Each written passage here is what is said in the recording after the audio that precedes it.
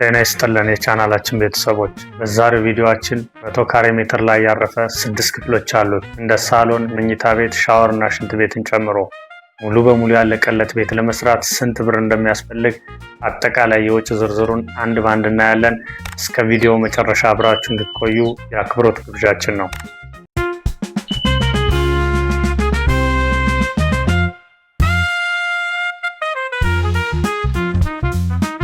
በመካከለኛው ምስራቅ በተቀሰቀሰው ጦርነት ምክንያት የነዳጅና የኢነርጂ እጥረትን ተከትሎ የኮንስትራክሽን እቃዎች ዋጋ በከፍተኛ ሁኔታ መናሩን ቀደም ሲል በክፍል 8 እና በክፍል 10 በሰራውላችሁ ቪዲዮ ተመልክተናል። ሆኖም ጭማሪ ካሳዩ በኋላ ቤት ለመስራት ያሰባችሁ ተመልካቾቻችን 100 ካሬ ሜትር ላይ ያረፈ ቤት ለመስራት የስራ ዝርዝሩንና የሚያስፈልገንን የብር መጠን ከተመለከትን በኋላ መጨረሻ ላይ ቤታችንን ሰርተን ለመጨረስ የሚወስደውን ጠቅላላ ገንዘብ ነግራችኋለሁ። 100 ካሬ ላይ ያረፈ ቤት ለመስራት ከ150 ካሬ ሜትር ቦታ ያላነሰ ያስፈልገናል። ቅድመ ዝግጅትን በምንመለከትበት ጊዜ የውሃ ማጠራቀሚያ፣ ስቶርና የመሳሰሉትን ለማዘጋጀት እስከ 50 ሺህ ብር እንይዛለን። ለቀያሽ ባለሙያ 8 ሺህ ብር፣ የተቀየሰውን ለመቆፈር 12 ሺህ ብር፣ ሴፕቲክ ታንክ ቁፋሮ 15 ሺህ ብር፣ ብሎኬት በፍሬ 95 ብር ነው። 4000 ብሎኬት ያስፈልገናል። 380 ሺህ ብር ለብሎኬት እንይዛለን። ሲሚንቶ 230 ኩንታል ሲሚንቶ ያስፈልገናል። በኩንታል 3000 ብር ነው። 690 ሺህ ብር ለሲሚንቶ ያስፈልጋል። አሸዋ በሲኖ 5 ቢያጆ ያስፈልጋል። በቢያጆ 100 ሺህ ብር ነው። አጠቃላይ ለአሸዋ 500 ሺህ ብር ያስፈልጋል።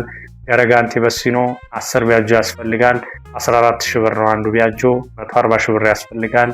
ድንጋይ በሲኖ 6 ቢያጆ ያስፈልጋል። 35 ሺህ ብር ነው በቢያጆ።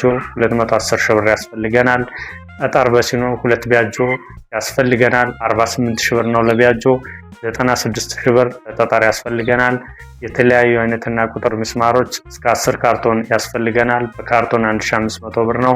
ለሚስማር 15 ሺህ። ቆርቆሮ አዳማ ቆርቆሮ 150 ካሬ ሜትር ያስፈልገናል። በካሬ ሜትር 1600 ብር ነው አሁን ላይ። 240 ሺህ ብር ለቆርቆሮ ያስፈልጋል። የእንጨት ስራን በምንመለከትበት ጊዜ ሞራሌን ጨምሮ እስከ 90 ሺህ ብር ያስፈልገናል። ወረንዳዮ የባለሙያን ጨምሮ እስከ 25 ሺህ ብር እንይዛለን። ሌላው ብረትን በምናይበት ጊዜ የፌሮ ማሰሪያ ሽቦ 20 ኪሎ ግራም ያስፈልጋል። በኪሎ ግራም አሁን ላይ 320 ብር ነው። 6400 ብር ለፌሮ ማሰሪያ ሽቦ ያስፈልጋል ማለት ነው። ባለ 8 ፌሮ 40 ቤርጋ ያስፈልጋል። በቤርጋ 1500 ብር ነው። 60 ሺህ ብር ለባለ 8 ያስፈልጋል። ባለ 10 ፌሮ 45 ቤርጋ ያስፈልጋል። ለቤርጋ 1800 ብር ነው። 81 ሺህ ብር ለባለ 10 ብረት ያስፈልጋል።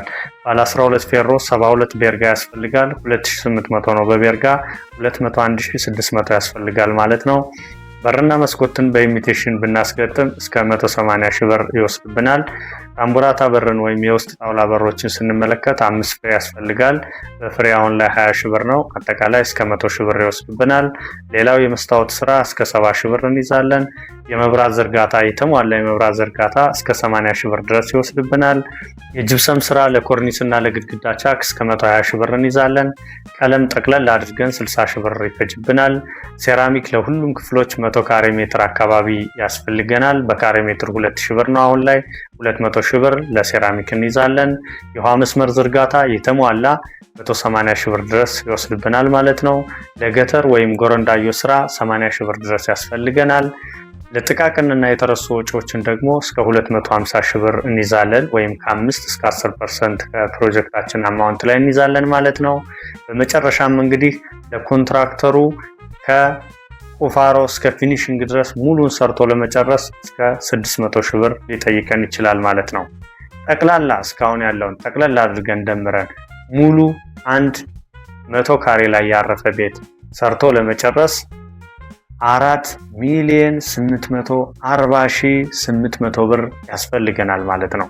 ይህ ዋጋ ለየአካባቢውና እንደምትጠቀሙት የቁሳቁስ ጥራት ሊጨምር ወይም ሊቀንስ ይችላል። ነገር ግን ቤት ለመስራት እቅድ ላላችሁ ሰዎች ጥሩ መነሻ እንደሚሆናችሁ ተስፋ አደርጋለሁ።